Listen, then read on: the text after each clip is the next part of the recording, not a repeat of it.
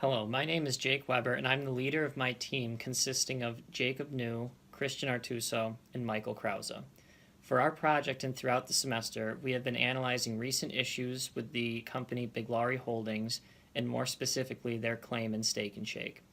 Biglari Holdings, like any other holdings firm, was created with the purpose of acquiring and holding shares of other firms in order to recognize a financial gain. The largest stake that this firm holds is in the Steak and Shake restaurant chain. For the purpose of a more accurate analysis, Biglari Holdings will be placed in the strategic group of the QSR or quick service restaurant industry and referred to as Steak and Shake interchangeably.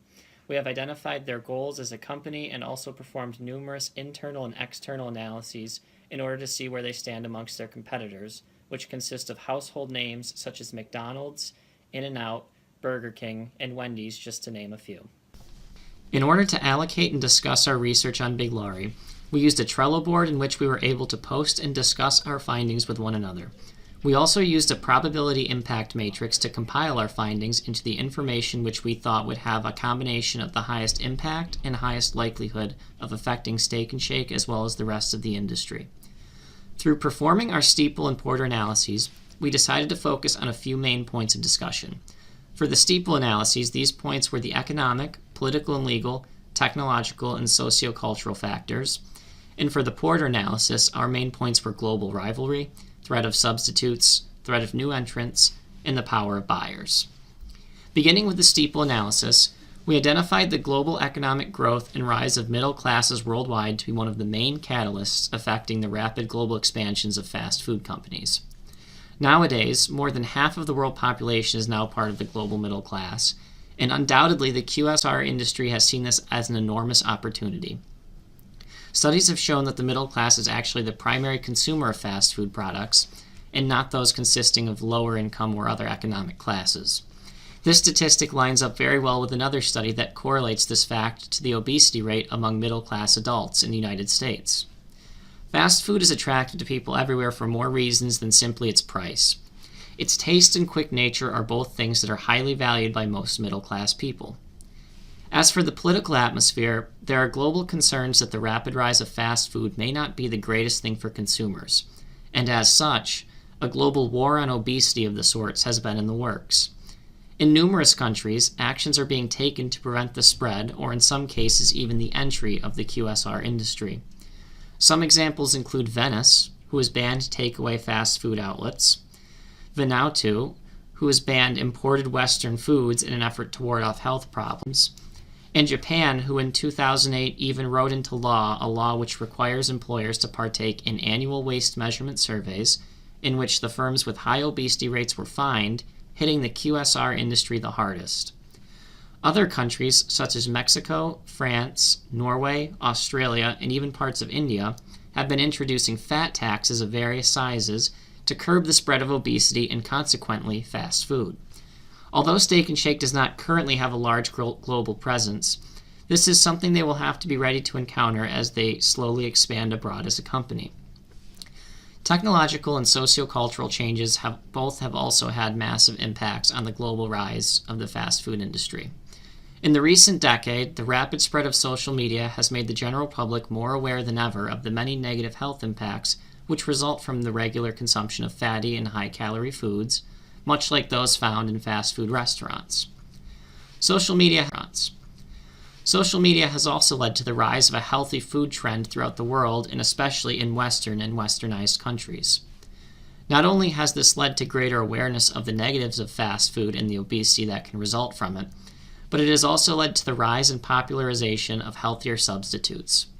Social media and technology have also given rise to concerns about plastic waste and waste resulting from the factory farming used to make fast food possible, which has also made fast food less popular among more green-conscious countries. Despite all the negatives social media has brought to fast food, its founding has also made marketing for fast food easier than ever. Promoting new menu items, apps, delivery services, and interacting directly with the customer are all big changes that have been made possible because of social media. And now leading into the Porter analysis side of things, we decided that rivals and new entrants both pose a large threat to any part of the fast food industry and globally. For Steak and Shake, this means facing up to the likes of McDonald's and other fast food giants who already have a very strong global presence and established names. This increases the risk that Biglari faces by allowing Steak and Shake to expand globally as it tries to catch up with the bigger names in the industry. Also, because global markets for fast food aren't nearly as saturated as those in the US, expansion is not only enticing for established names, but also new names. Fast food companies abroad face a very real risk of new entrants, especially because the fast food industry is not an industry that's notably difficult to enter. Supply chains are also more efficient than they have ever been, and because of the materials used in fast food being so abundant worldwide, new names arising in the industry is a real risk that a company like Steak and Shake could face after expanding globally. Steak and Shake also faces a legitimate threat of substitutes as they look to expand globally. As stated previously, the simultaneous growth of technology, social media, as well as the middle class has made the war on unhealthy and fast foods greater than ever. So not only does Steak and Shake have to worry about established rivals, but they also have to worry about the rise of restaurant chains that market themselves as a healthy and fresh alternative to fast food. Although the fast food industry is still rapidly expanding, this expansion is occurring simultaneously with the growth of the health and wellness food market, which is also projected to grow at a massive 6% annually going forward. In some places, this is outpacing the growth of the QSR industry and will pose a massive threat to fast food companies in the future as this emerging market gains more traction. Lastly, we decided that the global power of buyers will also have a large effect on the QSR industry heading into the future. As stated previously, there are rivals and substitutes riddled in the restaurant sector, and consumers face virtually no cost for deciding to switch to or from fast food at their leisure.